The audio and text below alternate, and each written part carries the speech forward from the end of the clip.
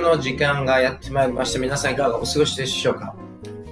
NHK ワールドニュースを使いながら私たちの英語力、そして情報力を一緒に上げていきましょう。今回は NHK2024 年早々に北朝鮮が挑発行為というニュースを使いながら英語を学んで、そして情報力もアップしていきたいと思います。まずはじめに字幕ありでこのニュースを見てみましょう。そして字幕ありでニュースの内容を捉えられるのかチェックしていきたいと思います。次は日本人が苦手と言われている英語のスピーキング力をぐんぐんアップさせるためにしっかりと英語を話す練習、音読をしながら難しい単語、そしてニュースの内容を見ていきましょう。日本人、英語を話すが苦手と言われていますけれども、やっぱり話す練習しないと上達しないということで、たくさん英語を話していきたいと思います。3番目は字幕なしでこのニュースを見て、英語のリスニングだけでしっかりと学習した単語、表現、そして英語を聞き取れるのかどうか、リスニング力を中心にアップしていきたいと思います。そして4番目は、これが一番大事とも言われていますけれども、日本人が苦手なスピーチ練習ですね。このニュースから得た情報、そして感じたことを自分の英語で相手に伝えられる、そんな実践的な英語力を上げていきたいと思います。マイクロソフトの生成 AI を搭載したチャットを使いながら練習していきたいと思います。練習のデモンストレーションもしますので、ぜひ皆さんも参考にしていただいて、一緒にスピーチ力、英語を話す力上げていきましょう。AKQ 家事チャンネル、英語学習に使えるな、情報も取れるなと思った方はぜひチャンネル登録、そして高評価ボタンのクリックよろしくお願いいたします。それではこのニュース見ていきましょう。Let's get it started. さあ、それではこの左側の NHK ワールドニュース、右側の原稿ありで見ていきましょう。原稿読まれているところにこのようにカーソルを合わせていきますので、原稿が必要な方は参考にしてみてください。原稿なくても聞き取れそうだ、聞き取り挑戦してみようという方は右側の原稿を無視して左側の NHK ワールドニュースだけ見ていただければいいと思います。このニュースのテーマ、High chance of North Korea military provocation in early 2024 South Korea spy agency ということで、韓国のスパイエージェンシーによると2024年早々にですね、ノースコリア、北朝鮮が何かをやりそうだというこのニュースですね。それではこのニュース、字幕ありで見ていきましょう。Let's try to understand this news with English subtitles. South Korea's spy agency says there's a high probability North Korea will carry out military provocations in early 2024. The National Intelligence Service gave the warning in a document released to media on Thursday. It says North Korean leader Kim Jong-un ordered officials to prepare measures to cause major shockwaves in South Korea. It does not specify when Kim issued the order. The agency's assessment is that Pyongyang's provocations may come ahead of South Korea's general elections in April and the U.S. presidential election in November. The document points out that North Korea staged a series of provocations in the months before South Korea's parliamentary elections in 2016. They included Pyongyang's fourth nuclear test and the launch of a long-range ballistic missile. It's unusual for the intelligence agency to publicize such an order by Kim. South Korean media say the NIS aims to deter Pyongyang from launching serious provocations by showing it can follow moves within the North Korean leadership. いかがだったでしょうか。聞き取れましたでしょうか。字幕ありでこのニュース見てみましたけれども、韓国のですね、スパイエージェンシーによると、2024年早々に北朝鮮がですね、核実験をしたり、そして、ロングレンジミサイルですね、長距離弾道ミサイルを発射したりというプロボケーション、挑発行為を行いそうだということをですね、レアということです。珍しく、公表したというこのニュースですね。それでは、次はですね、2番目。この原稿、音読をしながら難しい単語、内容を見ていきましょう。やはりスピーキング力アップするためには、英語を話す練習をしないといけませんので、視聴者の皆さんも声が出せる方は一緒に英語を楽しくですね、歌を歌うような感じで話しながら、どんどん英語力と情報力アップしていきましょう。それでは、今画面に映ったこの英語字幕ですね。そして右側の日本語訳とともに内容をしっかり見ていきたいと思います。ではですね、この部分一緒に音読していきましょう。South Korea's spy agency says there is a high probability in North Korea will carry out military provocations in early 2024. ということで、右側のですね、日本語訳出てますけども、韓国のですね、スパイエージェンシー、諜報機関が北朝鮮、2024年の早い時期に軍事挑発をする可能性が高いということですね。ここ、単語表現を覚えておきたいのは probability ですね。probability というのは可能性ということですね。probability。そして、carry out というのはですね、行う、実施するということですね。そして、provocations というのは挑発行為ということで、北朝鮮2024年早々にですね、何かをやりそうだということですね。さあ、では次、この部分。歌を歌うように楽しく英語を話しながら私たちの英語のスピーキング力アップしていきましょう。The National Intelligence Service gave the warning and the document released to media on Saturday. It says North Korea leader Kim Jong-un ordered officials to prepare measures to cause major shock waves in South Korea. ですね。この部分、右側に日本語訳出ていますけれども、韓国のですね、国家情報省、木曜日に警告を発して、そして文書をメディアに公開したということで、その文章によると北朝鮮の金正恩、書記長ですけれども、韓国に大きな衝撃波を引き起こす対策を準備するように、北朝鮮のですね、関係各局、当局に、通知したということで、2024年早々に北朝鮮が何かをやらかしそうだということですね。さあ、ではここ、押さえておきたい単語表現ですけれども、National Intelligence Agency、Intelligence Service というのは、Intelligence というのは諜報機関ですね。そして、Warning。A ですけども、発音は Warning ですね。これ警告という意味です。そして、木曜日に警告を発したということで、Prepare Measures。Measures というのは対策ということですね。Prepare。準備を対策をするようにということですね。South Korea。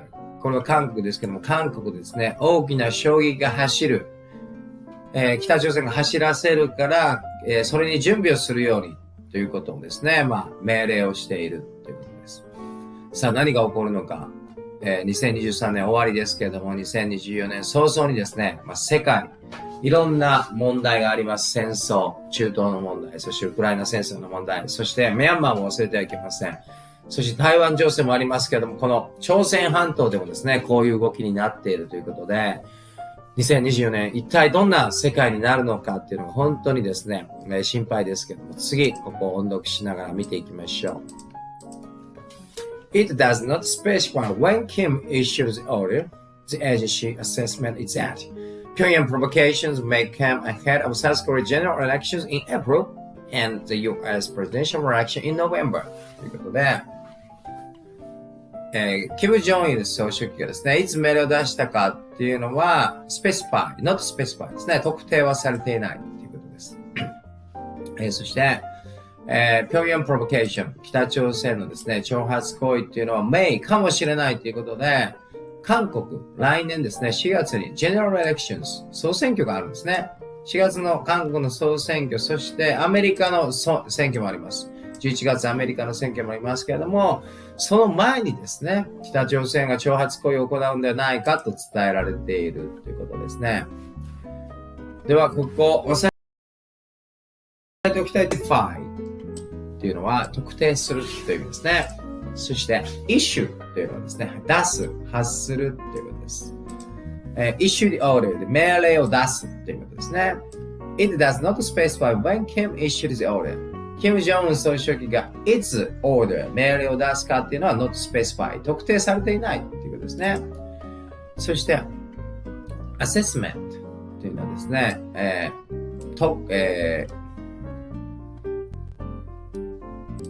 査定とかですね、評価っていう意味ですね。assessment 覚えておきましょう。provocation 先ほども出ましたけども、挑発行為っていうことですね。これは may かもしれない。Pyongyang provocation may come。北朝鮮平壌の挑発行為というのは来るかもしれないということで、General Elections 総選挙。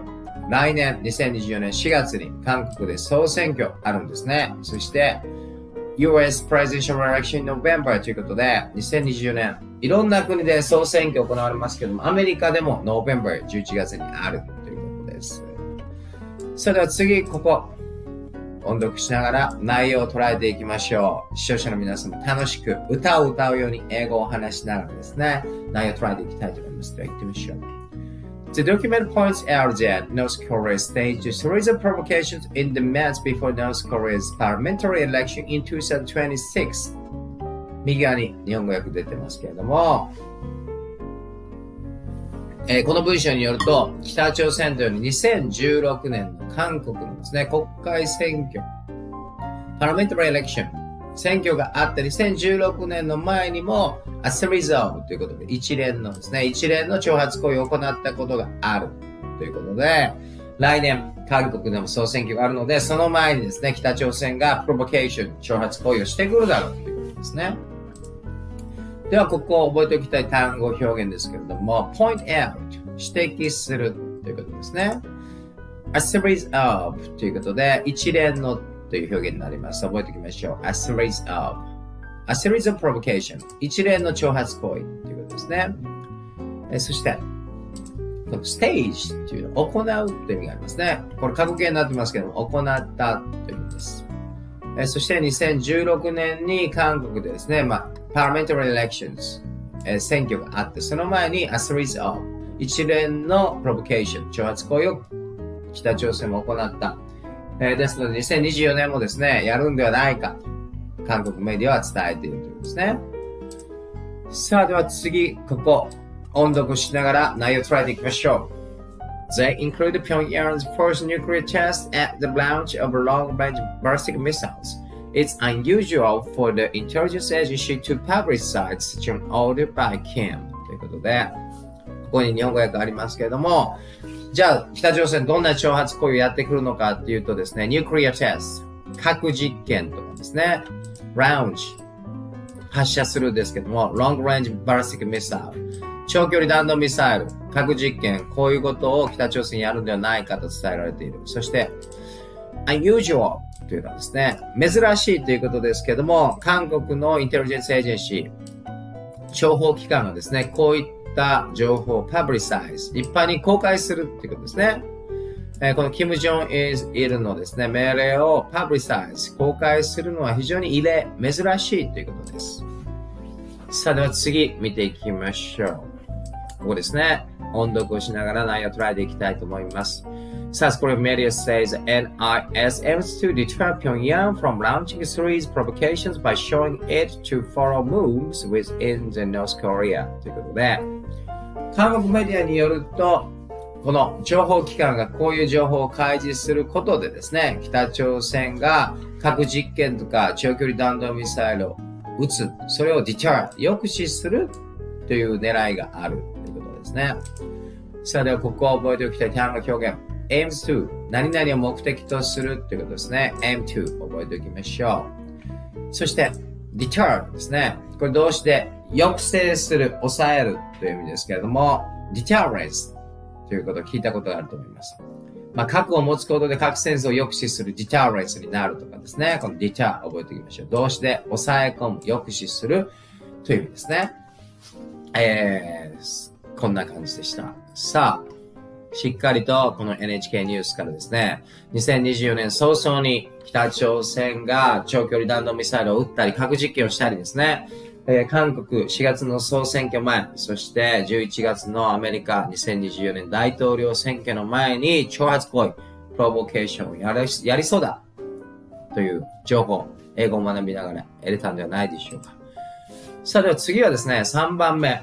字幕なしでもう一度この NHK ニュース見ていきましょう。しっかりと自分の耳、英語のスピード、アクセント、発音、リズムになれるようにですね、しっかりと字幕なしで、聞き取れるようにトライしていきたいと思います。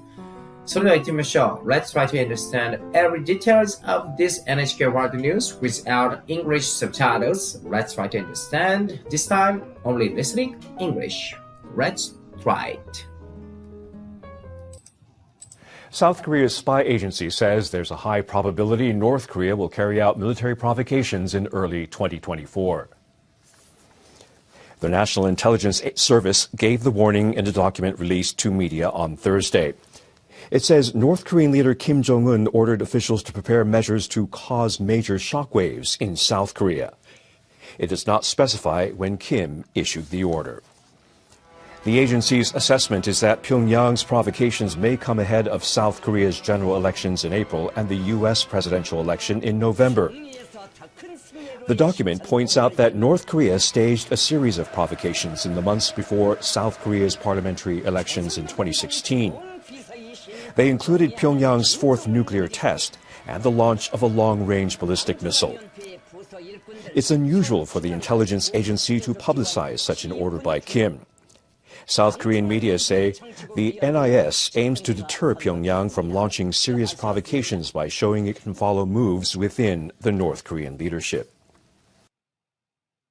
さあ、どうだったでしょうか。字幕なしでこの NHK ニュース見てみましたけれども、しっかりとですね、聞き取れましたでしょうか。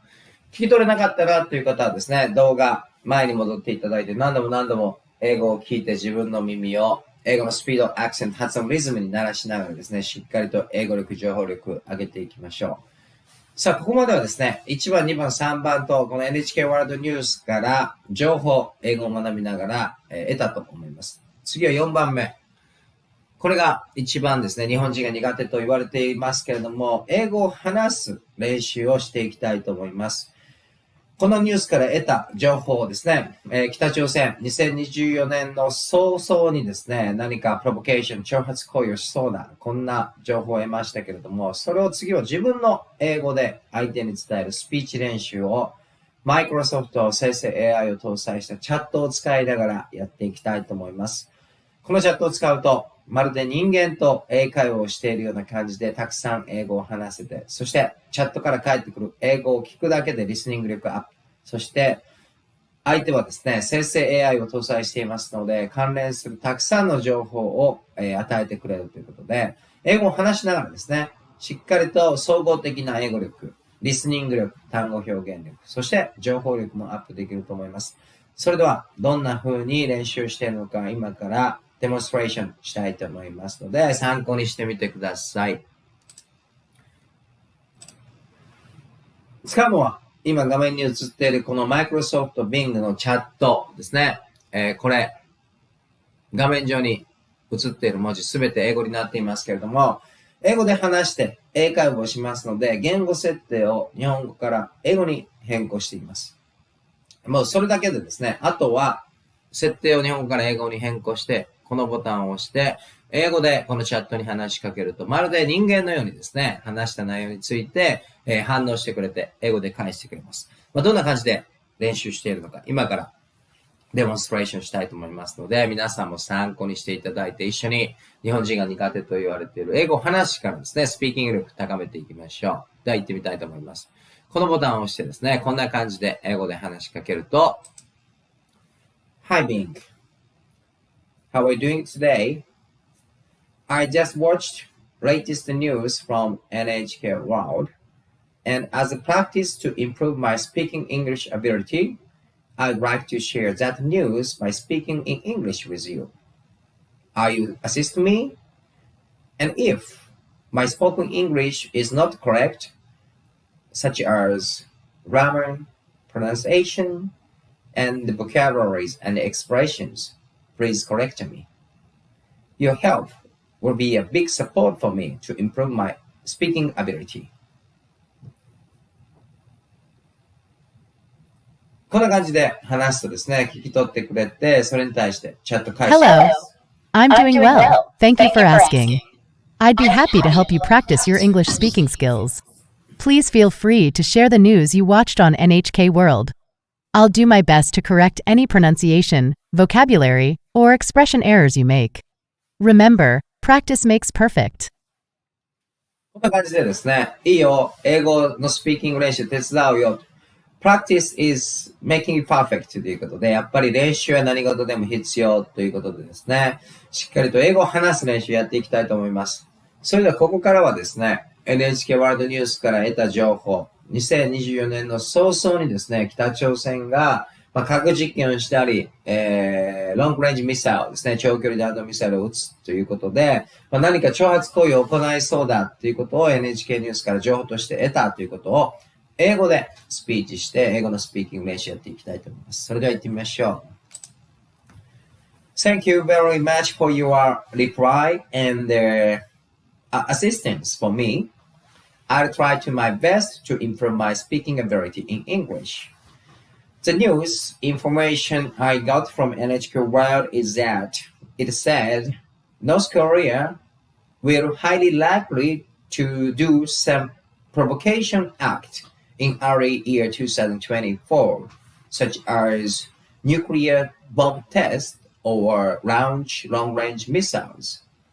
This information gave us by South Korea intelligence agencies.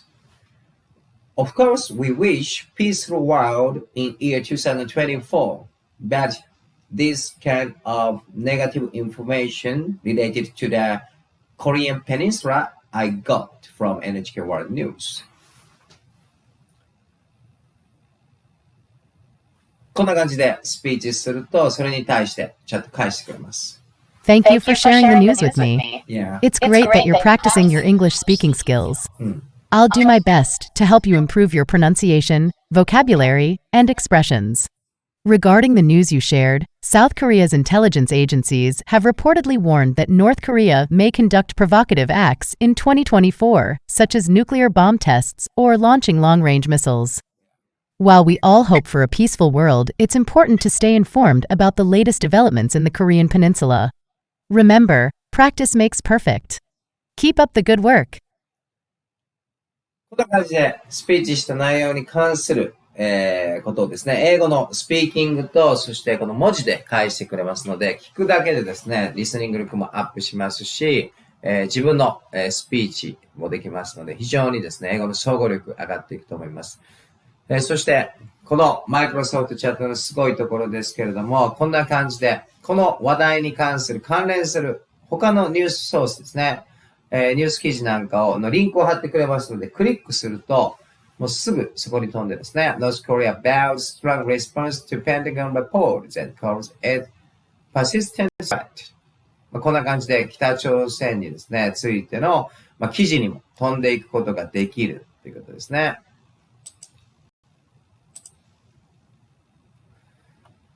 それではですね、他に NHK ワールドニュースから得た情報を英語のスピーキング練習で話していきたいと思いますけれども、来年ですね、2020年、韓国でもジェネラルエレクション、総選挙があって、アメリカの大統領選挙も11月にあるということで、世界ではですね、いろんな選挙が行われるということが分かっているので、これをですね、英語でスピーチしてみたいと思います。では行ってみましょう。Thank you very much for sharing your additional and valuable information.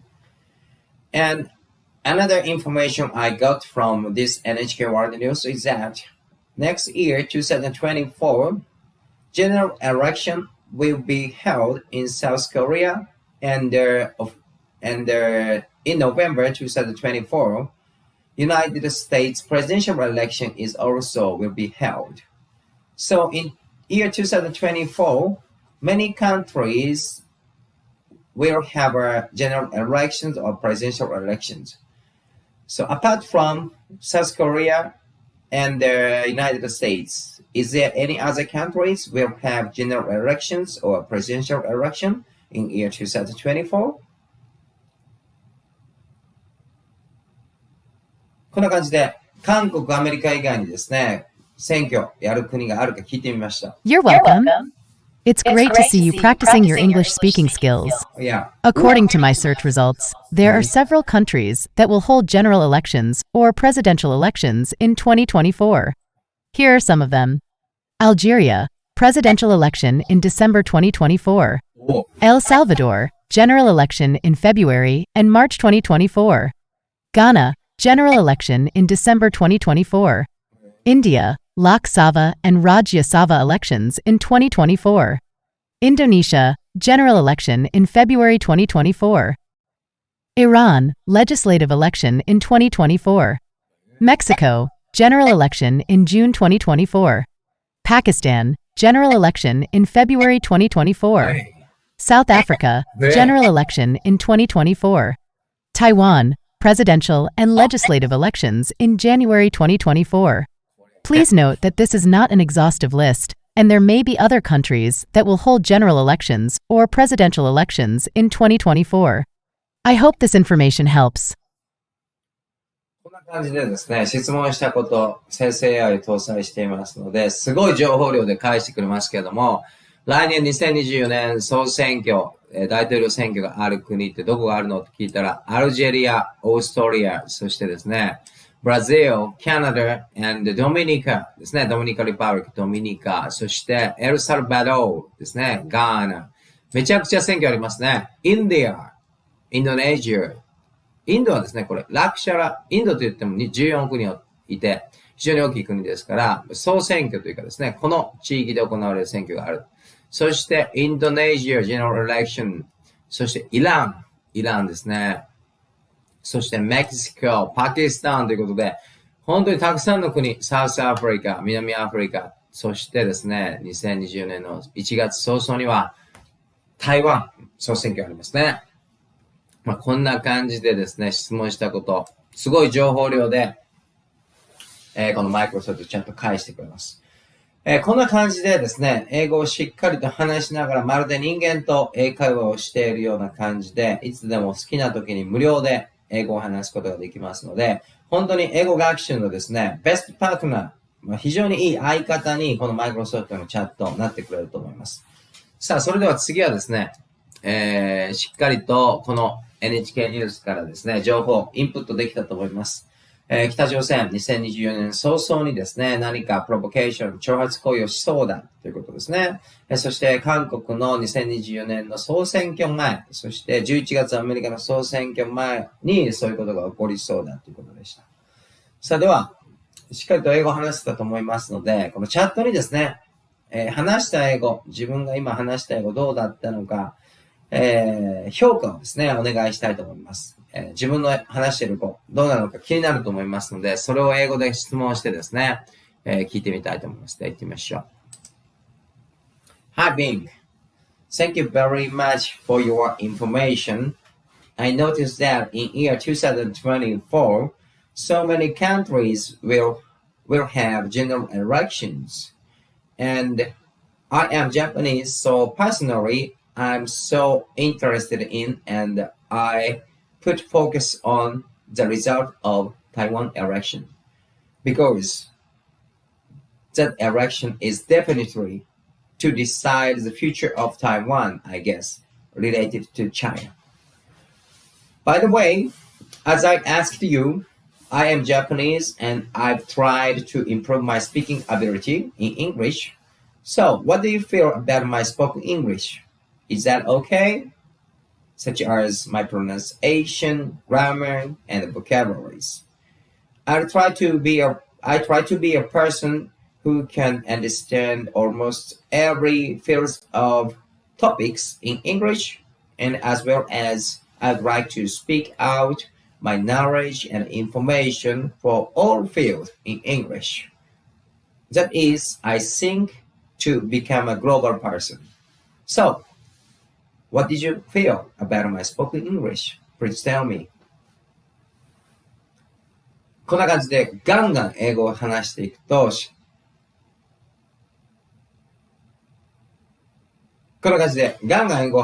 ですね、しっかりとそれに応答してくれ You're ます。welcome. I'm glad that you found the information helpful.